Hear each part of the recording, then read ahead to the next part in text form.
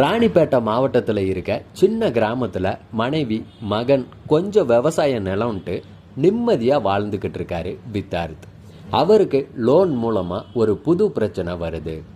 மறைந்த அவரோட தந்தை வாங்கின கடனுக்காக இவரோட நிலத்தை ஏலம் விட்டு வேற ஒருத்தருக்கு தாரவாக்குது தனியார் பேங்க். எங்கள் அப்பா லோன் வாங்கலை, இது மோசடின்ட்டு கோர்ட்டை அணுகிறாரு வித்தார்த். உண்மையிலேயே நடந்தது என்ன? தன்னோட உயிருக்கு உயிரான விவசாய நிலத்தை அவர் மீட்டாரா அப்படிங்கிறது தான் மருதம் படத்தோட கதை. வி கஜேந்திரன் இந்த படத்தை இயக்கி இருக்காரு. விவசாயம், விவசாயிகள் பின்னணியில் தமிழ் சினிமாவில் பல கதைகள் வந்திருந்தாலும் இது ரொம்பவே புதுசுங்க. லோன் அப்படிங்கிற பெயரில் கிராமப்புற விவசாயிகள் எப்படி ஏமாற்றப்படுறாங்க, அதை செய்கிறது யாருன்றத நிறைய புள்ளி விவரங்கள் புது தகவல்களோட பக்காவான திரைக்கதையில் சொல்லி இருக்காரு இயக்குனர்.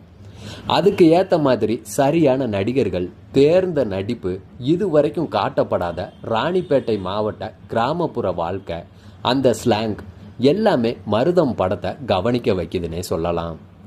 கன்னியப்பன் அப்படிங்கிற விவசாயியாவே வாழ்ந்திருக்காரு வித்தார்த். எந்த இடத்துலையுமே ஹீரோயிசம், ஓவர் பில்டப் சீன்கள், ஓவர் ஆக்டிங்ன்ட்டு எதுவுமே குறை சொல்ல முடியாது வித்தார்த்தோட நடிப்பில். குடும்பம் மேலே பாசம், நிலத்தை இழந்துட்டு தவிக்கிறது, வங்கியில் ஏற்படுற அவமானம், கடைசியில் தானே கோர்ட்டில் வாதாடி தன்னோட நியாயத்தை சொல்கிறதுன்ட்டு பல சீன்களில் சிறப்பான பங்களிப்பை கொடுத்துருக்காரு வித்தார்த். கடைசியில் மகனை அரசு பள்ளியில் சேர்க்கிற காட்சி, பேங்க்ல நிலத்தை இழந்து கதற காட்சிகள்லாம் கண்ணீரையே வர வச்சுட்டாருங்க. அவருக்கு மனைவியா வர்ற ரக்ஷனா, மகனா நடித்த சிறுவனும் சரியான தேர்வுனே சொல்லலாம். ஃபைனான்ஸ்காரராக வர்ற அருள்தாஸ், பேங்க் ஆஃபீஸர்ஸ், எதிர்த்தரப்பு வக்கீல், அந்த நீதிபதி, இவங்களும் படத்தை இன்னும் ரசிக்க வைக்கிறாங்க. வில்லனா வங்கி ஆபீசரா வர்ற இயக்குனர் சரவண சுப்பையா அதிகம் பேசாம நிறைய இடங்கள்ல கவனம் ஈர்க்கிறாரு. வித்தார்த்தோட நண்பரா வர்ற மாறனோட நடிப்பு, அவர் அடிக்கிற ஒன்லைன் காமெடிகள்லாம் படத்துக்கு பிளஸ்னே சொல்லலாம். ஃபைனான்சியரா வர்ற அருள்தாஸ் கூட மனசுல நிற்கிறாருங்க. குறிப்பா ராணிப்பேட்டை மாவட்டத்தை சேர்ந்த பலர் அந்த ஏரியா ஸ்லாங் பேசி நடிச்சிருக்கிறதும் அவங்க முகங்களும் படத்தை இன்னும் நமக்கு நெருக்கமாக்குது. பாடல்கள், காட்சி ஓகே அப்படின்னாலும் பின்னணியில் ஃபீல் பண்ண வைக்கிறாரு இசையமைப்பாளர் ரகுநந்தன்.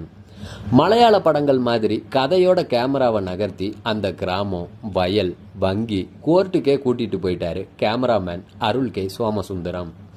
படத்தோட பெரிய பலமே புதுசான சீன்கள் தான். இப்படியெல்லாம் மோசடி நடக்குமா, எப்படி நடக்குது அப்படிங்கிறத விலாவரியா, அதே சமயம் போர் அடிக்காம எளிமையான திரைக்கதையில சொல்லி இருக்காரு இயக்குனர். தனியார் வங்கியில லோன் வாங்குற விவசாயிகளோட நிலைமை, அதிகாரிகளோட அட்டகாசம், சட்ட திட்டங்கள், பாதிக்கப்படுற மக்களோட காட்டி இருக்காரு. குறிப்பா மோசடி எப்படி நடந்துச்சு அப்படிங்கிறத வித்தார்த்தும் நல்ல வக்கீலா வர்ற தினந்தோறும் நாகராஜனும் கண்டுபிடிக்கிற விதம், அடுத்த நடவடிக்கை எடுக்கிற விதம்லாம் செமையா இருக்கு. எளிய மனிதர்களோட குரலா பல வசனங்கள் பேசப்பட்டிருக்கு.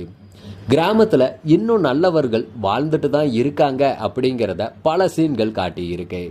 அதெல்லாம் படத்துக்கு பெரிய பிளஸ்னே சொல்லலாம். கோர்ட் சம்பந்தப்பட்ட காட்சிகள் தான் படத்துக்கு உயிரே. தனியார் பள்ளிகள் மீதான மோகம், கடன் வாங்கி குழந்தைகளை படிக்க வைக்கிற பெற்றோர்கள் கனவையும் அழுத்தமா சொல்லி இருக்கிறது டச்சிங்.